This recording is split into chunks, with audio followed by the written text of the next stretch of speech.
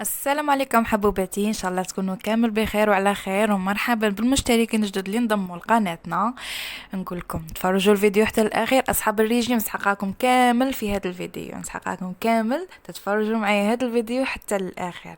اللي راهي ريجيم واللي عندها الدواره واللي راهي تحاول تنقص وتخمم في الماكله شو طيب، نصحك بهذه الشوربه. بزاف وبزاف وبزاف فيها منافع، وراح تدخل لك الكرش، وسخسو كي تداومي عليها تطيبي كونتيتي كل يوم تضربي غرفية وجربيها، وان شاء الله راح تعجبك وتعتمديها.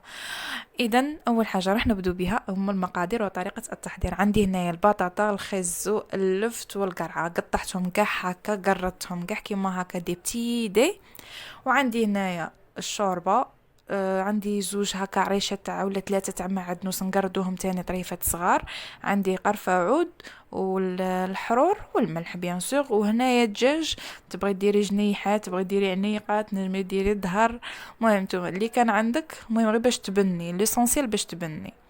وما راح نديرو فيها لا زيت لا والو. هادو هما المقادير اللي راح نسحقوهم في الشوربه تاعنا. نديرو الدجاج في الكوكوط تاعنا، ونديرو عليه اللفت وهذيك الزروديه، ونديرو عليه قرفه عود والحرور والملح. راح نديرو كامل هادو في رحبه، باسكو هادو يشدوا الطياب كما نعرفوا، الزروديه واللفت والدجاج يشدوا شويه الطياب. راح نديروهم هما الوالا، وراح ندير عليهم الماء. راح نعمر كشغل نص الكوكوط تاعي. انا هنا بالنسبه للكميه درت من كل حاجه 3 حبات، ابا البطاطا درت حبه واحده.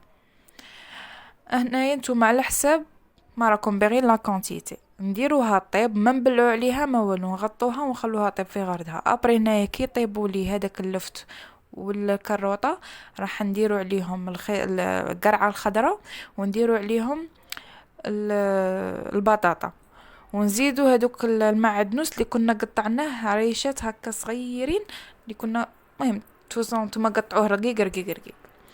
هنايا صيبون كانت طابت لي كاع هذيك الخضره.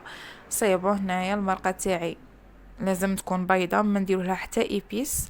هذيك انا درت هذيك الشعريه هذيك تاع السفه، نتوما تنجموا ديروا هذيك الشوربه فيرميسيل. هنايا شللتها حتى اللي راحت لها كاع هذيك البيوضيه، ومن بعد فرتتها هكا بيديا كيما نعرفوا هذه تاع السفه تتشد، بصح كي تهوت في الماء صاي بون تطلق روحها.